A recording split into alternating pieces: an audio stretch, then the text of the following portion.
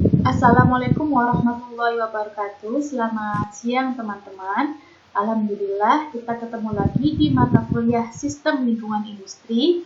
Nah, sekarang kita sudah memasuki minggu ketiga. Di minggu ini kita akan belajar tentang penggunaan energi dalam industri. Hari ini ada 3 hal penting yang akan kita pelajari, yaitu yang pertama jenis-jenis sumber energi. Kemudian yang kedua adalah manfaat penggunaan energi terbarukan, dan yang ketiga adalah dampak penggunaan energi itu sendiri. Nah, jadi jenis-jenis sumber energi itu secara umum dibagi menjadi 2, yaitu sumber energi yang tidak terbarukan dan sumber energi yang terbarukan. Nah, apa sih sebenarnya bedanya yang antara tidak terbarukan dengan energi yang terbarukan? Sumber energi yang tidak terbarukan ini yaitu memerlukan sumber daya alam untuk mendapatkannya. Dan untuk merecovery sumber daya alam tersebut atau untuk mengembalikan sumber daya alam tersebut membutuhkan waktu yang sangat lama, bisa sampai ribuan atau jutaan tahun. Nah, contohnya seperti apa? Nah, contohnya yang sering kita pakai sehari-hari ya, dari sumber energi fosil seperti batu bara, minyak bumi, dan gas bumi. Nah, sebaliknya sumber energi terbarukan ya, jadi dia diperoleh tanpa menghabiskan sumber daya alam dan ini mudah sekali dikembalikan. Jadi dia jumlahnya itu berlimpah di alam dan nggak perlu lama seperti sumber energi fosil yang tadi. Contohnya apa? Bisa contohnya seperti cahaya matahari, panas bumi, angin, air, biomasa, dan lain sebagainya. Kemudian kita bahas satu-satu dulu ya. Jadi yang pertama kita bahas tentang sumber energi batu bara. Nah, ini sumber energi yang mungkin dulu paling sering dipakai dalam sebuah industri ya. Dia terbuat dari sisa pohon purba yang terpendam dan telah mengalami pengarangan secara alami sehingga dia bentuknya padat, batuan. Kemudian Indonesia sendiri memiliki cadangan batu bara sebanyak 34 miliar ton. Lumayan banyak, tapi jumlah produksinya berkisar 50-60 juta ton per tahun. Nah, meskipun sepertinya jumlahnya itu banyak ya, tapi sumber energi batu bara ini jumlahnya itu terbatas dan diperkirakan akan habis terpakai dalam kurun waktu 560 tahun mendatang. Ini entah ini sudah berjalan berapa tahun ya sampai sekarang, tapi suatu saat energi batu bara ini itu akan habis ya. Nah, dan yang paling penting, sumber energi batu bara ini itu termasuk sumber energi tidak terbarukan yang menimbulkan polusi udara. Jadi, ketika pembakaran batu bara itu sendiri, pasti akan menimbulkan polusi udara. Nah, kemudian kita masuk ke sumber energi minyak bumi ya. Ini sama-sama sumber energi fosil, sama seperti batu bara tadi, tapi dia terbentuk dari jasad makhluk hidup yang telah terendapkan selama berjuta-juta tahun. Nah, terbentuk karena pengaruh suhu dan tekanan di dalam perut bumi sehingga membentuk gelembung minyak. Nah, sumber energi ini kebanyakan dimanfaatkan untuk bahan bakar kendaraan, ya kan, bahan bakar kita sehari-hari dan juga bahan bakar pembangkit listrik. Indonesia sendiri memiliki cadangan minyak bumi dengan jumlah sekitar 48,4 miliar barel. Dan diperkirakan cadangan minyak bumi di Indonesia akan habis terkuras dalam kurun waktu 20 tahun mendatang. Jadi cepat lah, lumayan lah 20 tahun mendatang minyak bumi mungkin sudah habis di Indonesia. Nah, kemudian bersamaan dengan terbentuknya minyak bumi ada juga sumber energi gas bumi ya teman-teman. Ini juga tergolong energi tidak terbarukan. Namun potensi cadangan gas di Indonesia ini cukup besar dan penggunaannya pun juga masih belum maksimal. Nah, itu tadi adalah sumber energi yang tidak terbarukan. Nah, seiring dengan berjalannya waktu ya, populasi di dunia itu semakin banyak, kan, makin meningkat. Dengan begitu pula, pasti permintaan energi untuk memberi daya atau untuk memenuhi kebutuhan kita itu juga pasti meningkat. Maka kita perlu melakukan inovasi dan perluasan sumber energi. Jadi kita perlu mencari sumber energi lain supaya tetap bisa mempertahankan penggunaan energi yang berkelanjutan dan melindungi planet dari perubahan iklim. Nah, ada beberapa macam, contohnya sumber energi yang terbarukan ya. Contohnya adalah di sini sumber tenaga air ya teman-teman. Nah, Indonesia sendiri memiliki banyak sungai, kemudian curah hujannya juga lumayan besar. Ini merupakan potensi ya, potensi sumber energi yang cukup besar di Indonesia. Hasil penelitian menunjukkan bahwa potensi sumber daya tenaga air di Indonesia dapat mencapai 625 megawatt. Nah, tapi sayangnya ini masih hanya pemanfaatannya hanya 3,8% dari potensi yang ada. Nah, kemudian ada juga sumber energi panas bumi atau geotermal. Jadi di Indonesia sendiri kan banyak sekali ya gunung-gunung berapi, terutama di Pulau Jawa ya. Banyak jalur magma yang berdekatan dengan permukaan bumi dan memanaskan batuan-batuan di atasnya, sehingga kandungan air di area tersebut banyak bersentuhan dengan batuan panas. Nah, kemudian sebagian akan muncul ke atas permukaan bumi sebagai sumber air ataupun uap panas. Nah, air ataupun uap panas inilah nanti yang akan menjadi sumber energi panas bumi. Nah, jadi, dia bisa langsung disalurkan ke rumah-rumah. Nah, jadi dia bisa membuat saluran seperti ini dan bisa langsung disalurkan ke rumah-rumah tangga. Nah, kemudian yang nggak kalah menarik ya, teman-teman, ada juga sumber energi tenaga angin atau kita sebutnya wind power system. Jadi, mengkonversikan energi angin menjadi energi listrik menggunakan turbin angin atau kincir angin. Nah, di sini bisa teman-teman lihat ya. Jadi di sini ada anginnya, kemudian ditangkap oleh kincir anginnya ya kan di sini.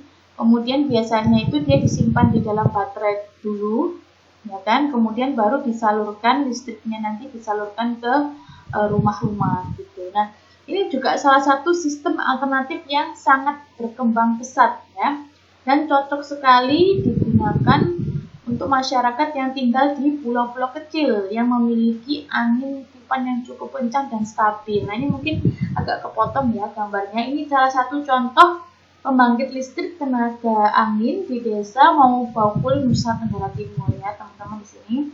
Nah, kalau yang ini adalah contoh kincir angin untuk pembangkit listrik di Bantul, di Jogja. Nah, kalau teman-teman nanti main ke Jogja bisa nih lihat kincir angin di Bantul. Oke, itu dari kincir angin. Nah, sekarang kita pindah ke sumber energi yang gak kalah menarik, yaitu sumber energi tenaga surya. Ya, namanya tenaga surya pasti dia menggunakan dari sinar matahari untuk menjadi energi listrik. Dan ini memiliki potensi yang sangat melimpah karena Indonesia kan disinari matahari sepanjang tahun ya. Kita nggak ada musim salju, nggak ada musim-musim yang lain ya, cuma ada musim hujan dan musim kemarau, otomatis tetap ada mataharinya. Nah, namun sayangnya untuk memasang energi tenaga surya ini memerlukan biaya investasi yang cukup mahal. Jadi sehingga ini perlu edukasi ke masyarakat dan juga dukungan pemerintah. Ini kalau teman-teman bisa lihat, ini salah satu contohnya di Kampung Eko Energi yang ada di Desa Piyaman, Yogyakarta juga. Nah, ini juga pernah kita main ke sana dan itu mereka kayak buat keripik, buat makanan gitu, tapi energi yang digunakan itu berasal dari energi surya, dari energi matahari. Gitu. Nah, kemudian ini juga yang lagi ngetren ya teman-teman, energi yang dari biomasa. Nah, ini mungkin teman-teman biologi bisa pahami. Nah, jadi ini diperoleh dari materi biologis yang diperoleh dari tumbuhan dan hewan dan terdiri dari sejumlah besar karbon serta unsur lain dalam proporsi yang lebih kecil seperti oksigen, nitrogen, hidrogen, dan logam berat.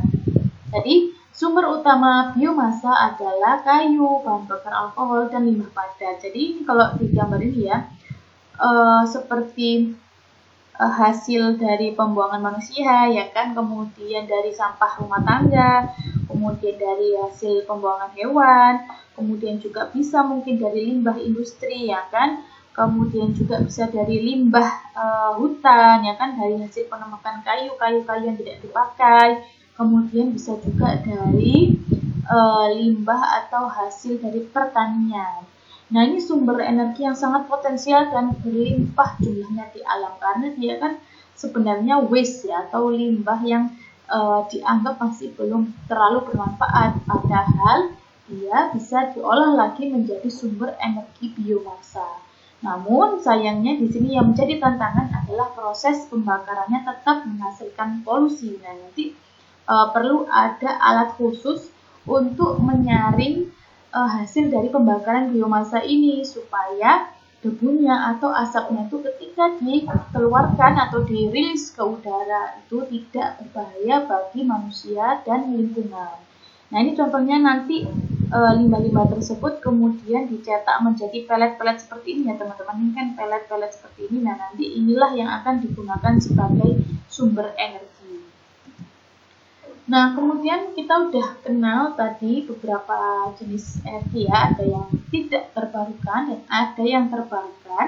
Yang tidak terbarukan tadi karena dia mengambil sumber daya alam dan untuk merecovery-nya lagi itu sulit atau lama. Sedangkan kalau yang terbarukan itu tidak mengambil sumber daya alam tapi cepat untuk merecovery-nya.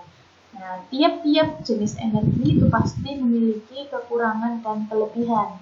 Nah, jadi kalau kita bahas di sini misalkan bahan fosil ya teman-teman. Kelebihannya apa? Dia relatif lebih mudah untuk ditemukan dan lebih hemat. Kemudian proses pengambilannya juga bisa mudah. Dan bahan bakar fosil ini tidak bisa kita pungkiri bahwa dia ini mendukung pertumbuhan industri dengan sangat besar. Nah, tapi dampak negatifnya apa? Nah, selain karena memang dia sumber energi tidak terbarukan, otomatis persediaannya makin tipis ya, makin lama. Kemudian dia juga meningkatkan polusi berupa racun ya.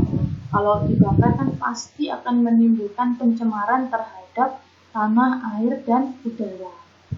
Kemudian kalau sumber energi air sekarang ya, termasuk sumber energi terbarukan dan dia tidak menimbulkan polusi udara. Nah, ini adalah poin yang sangat bagus. Nah, namun pembangunan bendungannya sendiri itu bisa mengganggu keseimbangan ekosistem di sungai ataupun danau. Dan dia perlu biaya dan waktu juga. Kemudian kalau misalkan bendungannya rusak atau kecelakaan itu juga menimbulkan kerugian yang cukup signifikan ya. Nah, sama seperti juga tenaga angin juga begitu ya, dia tidak menimbulkan polusi dan tidak memerlukan ruang yang cukup luas gitu ya. Namun sayangnya kalau kita menggunakan energi angin ini akan sulit diprediksi ya teman-teman.